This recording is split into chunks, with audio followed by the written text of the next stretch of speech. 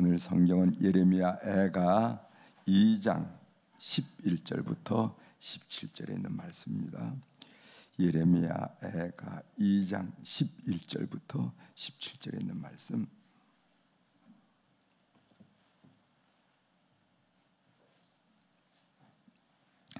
11절부터 제가 봉독해 드리겠습니다. 내 눈이 눈물에 상하며 내 창자가 끊어지며 내 간이 땅에 쏟아졌으니 이는 딸 내 백성이 패망하여 어린 자녀와 젖 먹는 아이들이 성읍 길거리에 기절함이로다. 그들이 성읍 길거리에서 상한 자처럼 기절하여 그의 어머니들의 품에서 혼이 떠날 때 어머니들에게 이르기를 곡식과 포도주가 어디 있느냐 하도다. 딸 예루살렘이여, 내가 무엇으로 내게 증하며 무엇으로 내게 비유할까? 처녀딸 시온이여, 내가 무엇으로 내게 비교하여 너를 위로할까? 너의 파괴됨이 바다같이 크니 누가 너를 고쳐줄 소냐? 내 선자들이 내게 대하여 헛되고 어리석은 묵시를 보았으므로 내 죄악을 드러내어서 내가 사로잡힌 것을 돌이키지 못하였도다. 그들이 거짓 경고와 미혹하게 할 것만 보았도다. 모든 지나간 자들이 다 너를 향하여 박수치며 딸 예루살렘을 향하여 비웃고 머리를 흔들며 말하기를 온전한 영광이라, 모든 세상 사람들의 기쁨이라, 일컫던 성이 이 성이냐 하며 내 모든 원수들은 너를 향하여 그들의 입을 벌리며 비웃고 이를 갈며 말하기를 우리가 그를 삼켰도다. 우리가 바라던 날이 과연 이 날이라. 우리가 얻기도 하고 보기도 하였다 하도다. 여호와께서 이미 정하신 일을 향하시고 옛날에 명령하신 말씀을 다 이루셨으며 국률이 여기지 아니하시고 무너뜨리사 원수가 너로 말미암아 즐거워하게 하며 내 대적자들의 뿔로 높이 들리게 하셨도다. 아멘. 17절까지 함께 읽었습니다.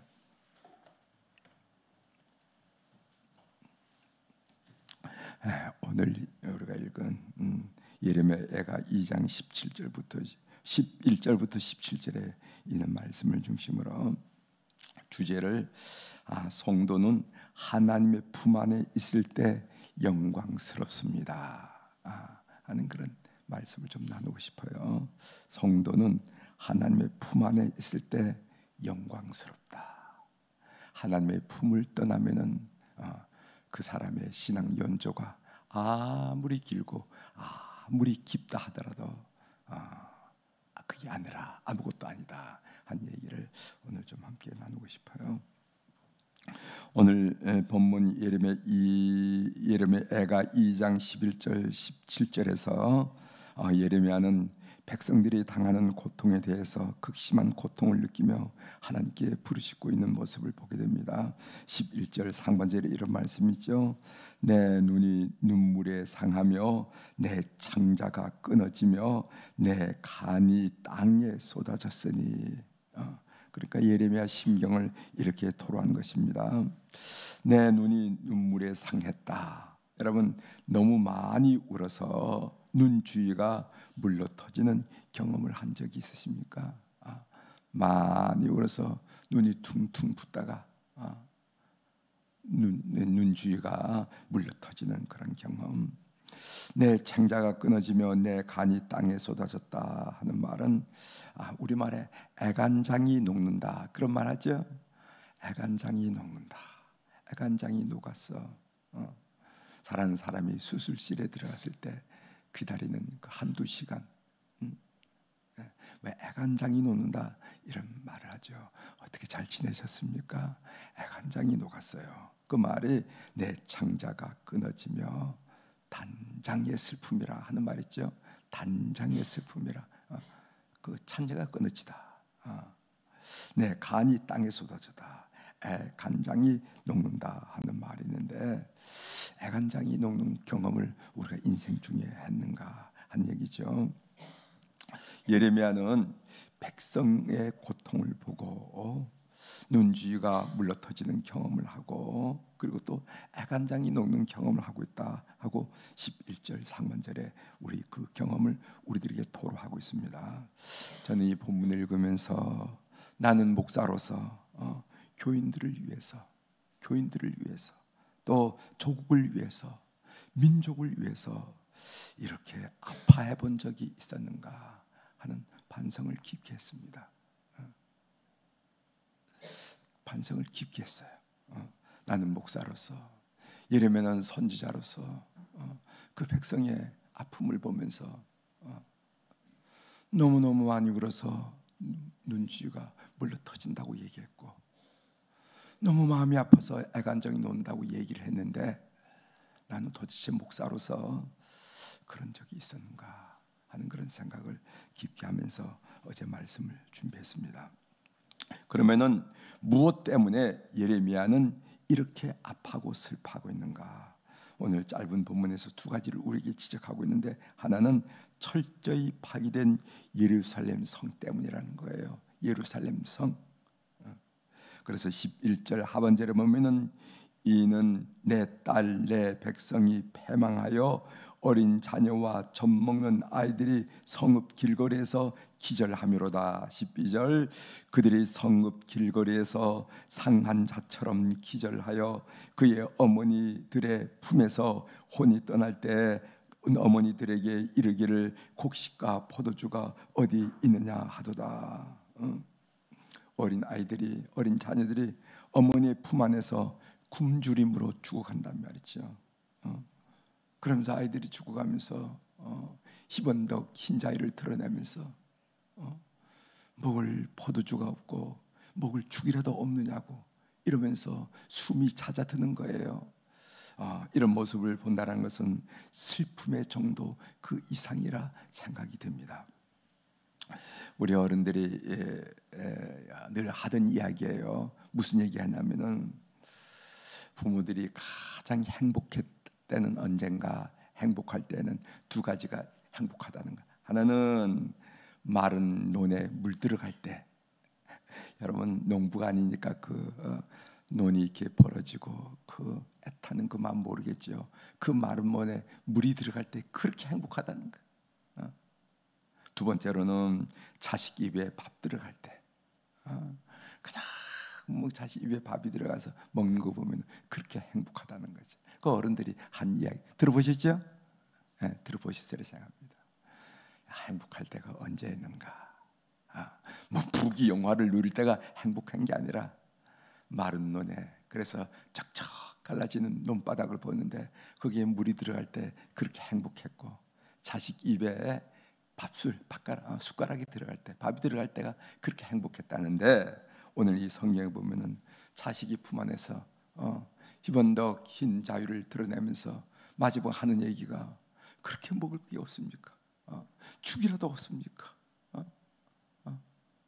뭐 요즘 아이들이 뭐를 먹는지 모르지만은 옛날에는 유대 땅에 포도주 한 모금 마실 수가 없습니까? 하면서 죽어갔다. 그 모습을 보는데 이게 얼마나 비극적이냐 말이죠.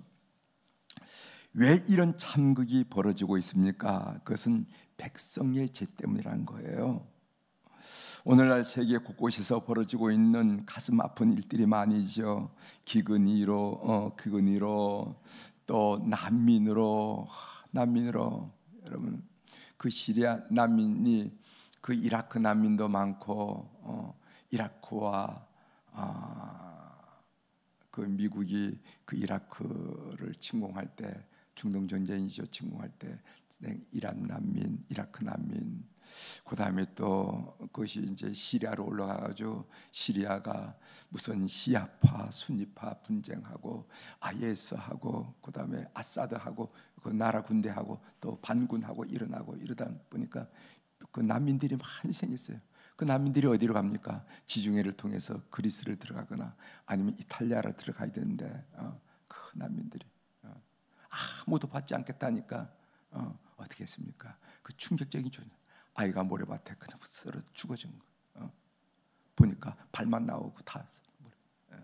그 난민의 이런 일들, 난민, 기근, 파괴, 전쟁.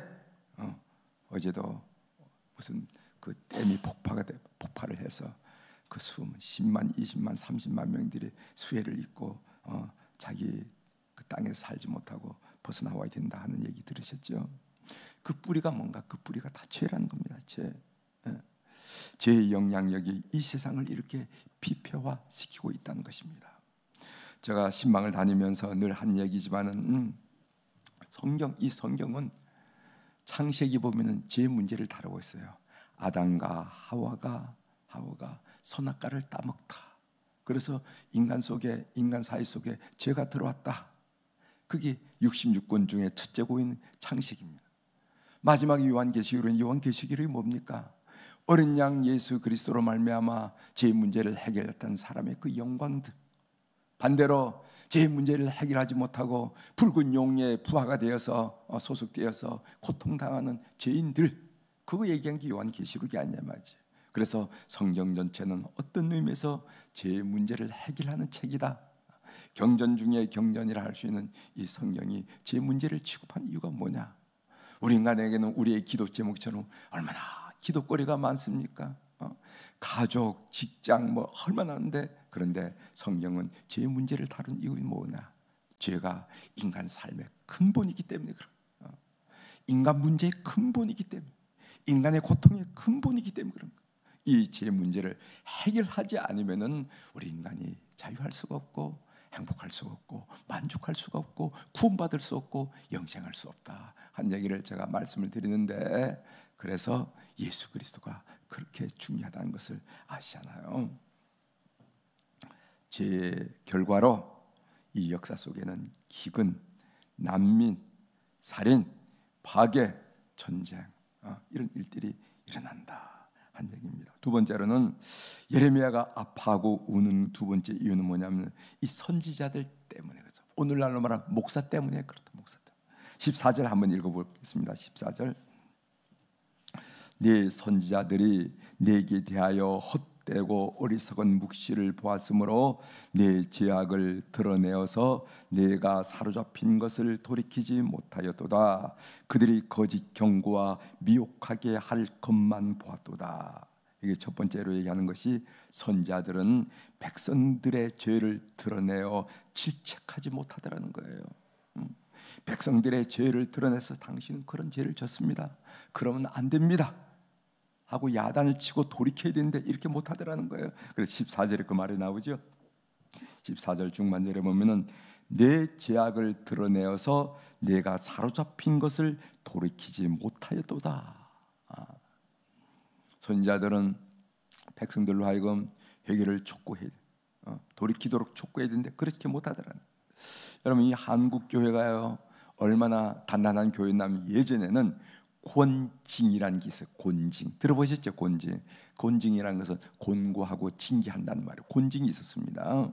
그래서 무슨 잘못을 하면은 도둑질을 했다거나 무슨 사기를 쳤다거나 교인이 만일 그렇게 하면 곤징을 했어요. 그래서 어떻게 하냐면은 몇 달 동안 성만찬을 받지 못하겠습니다.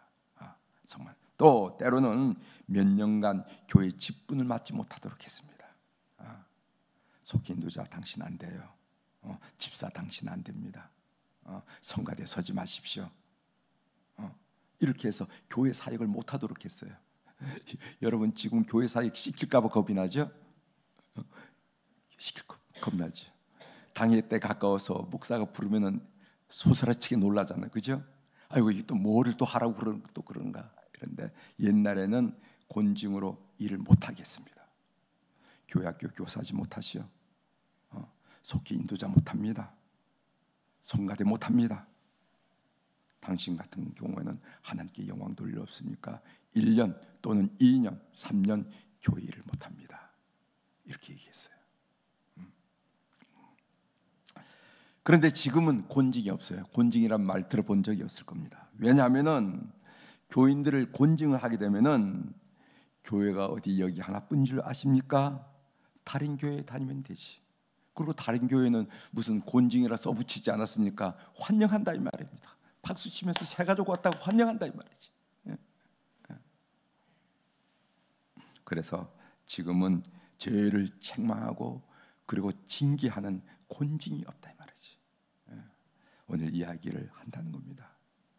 선지자들이 백성들을 향해서 잘못되면 이게 잘못됐습니다, 목적이 다릅니다 라고 가르쳐서 돌이켜야 되는데 선지자들이 그렇게 하지 못했다. 두 번째는요, 예레미야가 아파하는 두 번째 이유, 선지자들 때문이었는데 그 선지자들이 백성의 죄를 드러내지 못하고 질책하지 않았다는 건데, 그 두 번째로 백성들도 문제가 있었다는 겁니다. 어떤 문제냐면은 듣기에 좋은 말만 들으려고 했다는 거예요. 듣기에 좋은 말만. 그 말씀이 14절 하반절에 있죠. 그들이 거짓 경고와 미혹하게 할 것만 보았도다. 여러분, 메시지는요, 들어야 할 메시지가 있고 듣고 싶은 메시지가 있어요. 설교를 할 때, 설교하는 걸 메시지 한다고 그러죠. 메시지가 들어야 할 메시지가 있고 듣고 싶은 메시지가 있습니다. 그런 것 같죠? 들어야 할 메시지, 그거는 때로 교인들이 거부하는 것을 봐요. 그리고 듣고 싶은 메시지, 이런 메시지는 찾아다니는 교우들도 있습니다. 그래서 은혜 받았다고 해요. 은혜 받았다. 말세의 특징 중에 하나가 뭐냐? 디모데후서 4장 3절에 보면은 때가 이르리니, 말세를 말하거든요. 때가 이르리니 사람이 바른 교훈을 받지 아니하며 귀가 가려워서 자기의 사욕을 따를 스승을 많이 두고, 이런 말이 있어요. 자기 귀가 가려워서 자기 귀에 듣고 싶은 말만 따는 거예요. 그 결과 어떻게 됐는가? 이방인들이 조롱하고 빈정거렸다 하고 15절에 말하고 있습니다. 15절 말씀은 제가 읽어드리겠어요. 15절, 모든 지나가는 자들이 다 너를 향하여 박수치며 딸 예루살렘을 향하여 비웃고 머리를 흔들며 말하기를 온전한 영광이라, 모든 세상 사람들의 기쁨이라, 일컫던 성이 이 성이냐 하며 얘기하더라는 거예요. 사람들이 예루살렘 성을 바라보면서 온전한 영광을 이야기하고 세상 사람들이 좋아하는 기쁨이라고 얘기하던 이 성이, 예루살렘 성이 바로 이렇게 된 거야, 이 성이 맞아 라고 반문하더라 한 얘기입니다.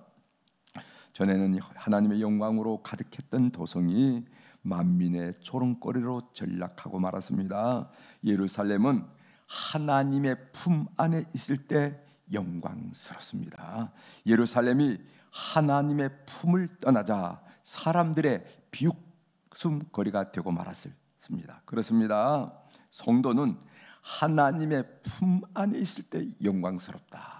오늘 이 새벽의 메시지를 여러분들이 놓치지 말길 바랍니다.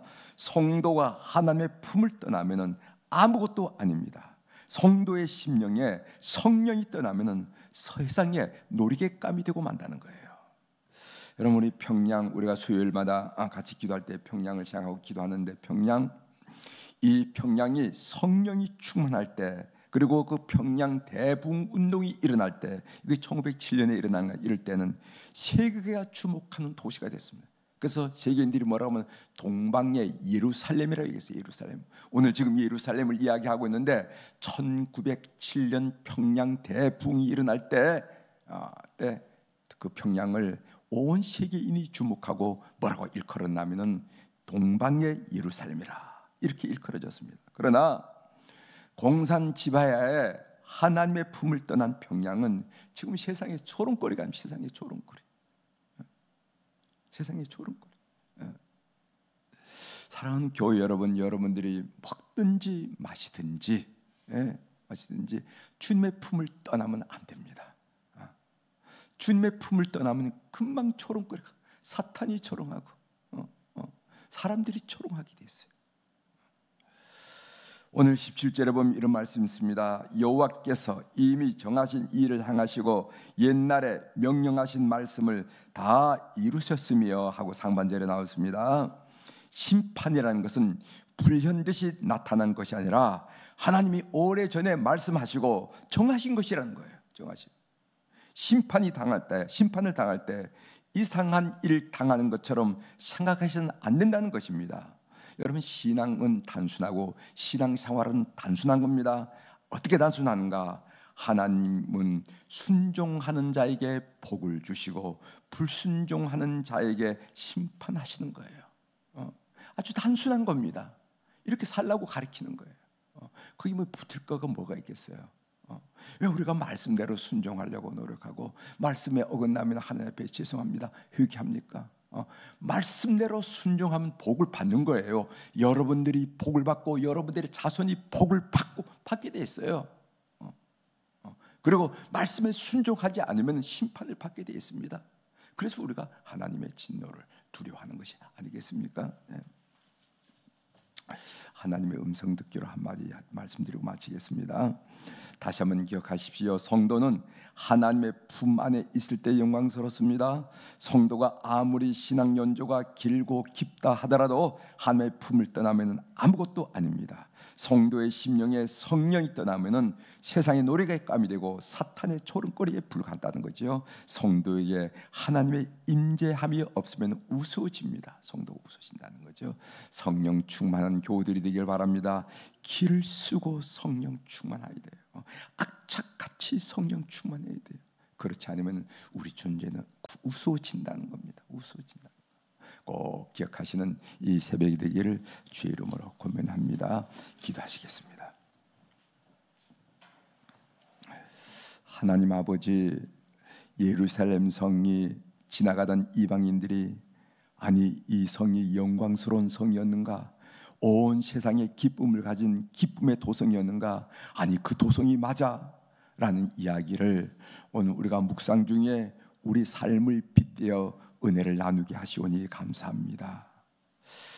평양이 성령 충만할 때는 세상의 이목이 집중되는 도성이 되었지만은 공산주의자로 장악되었을 때는 평양은 세상의 조롱거리가 되는 것을 우리 눈으로 똑똑히 보고 있습니다. 우리 성도들도 하나님의 품 안에 있을 때, 성령 충만할 때, 하나님의 임재를 느낄 때 그 존재의 가치가 있고 영광스럽고 떳떳하고 분명하지. 그것을 떠나면은 아무것도 아니고 사람들이 빈정거리고 사탄이 조롱하는 존재가 된다는 것을 깊이 자각하는 이 새벽이 되도록 은혜를 베풀어 주옵소서. 오늘 또 우리 사랑 교우들이 주님 앞에 1000번째 헌금을 올려드리게 하시오니 감사를 드립니다. 이름들, 사연들, 모든 정황들, 상황들 주께서 통촉하여 주셔서 세상에 흔들리거나 사람에 초조하지 않고 하나님의 권능의 손길에 늘 담대하고 늘 기쁘고 늘 기대하고 늘 하나님의 놀라운 역사를 사모하는 우리 성도들의 삶이 될 수 있도록 이 헌금을 주께서 연락하여 주시옵소서. 하나님 아버지, 오늘 또 대신방이 시작됩니다. 진행이 됩니다. 하나님, 우리가 걷는 걸음이 사람들만 모였다가 사람들만 헤어지는 그런 모임 되지 않도록 이 대신방을 주께서 기억하시고 축복하여 주시옵소서.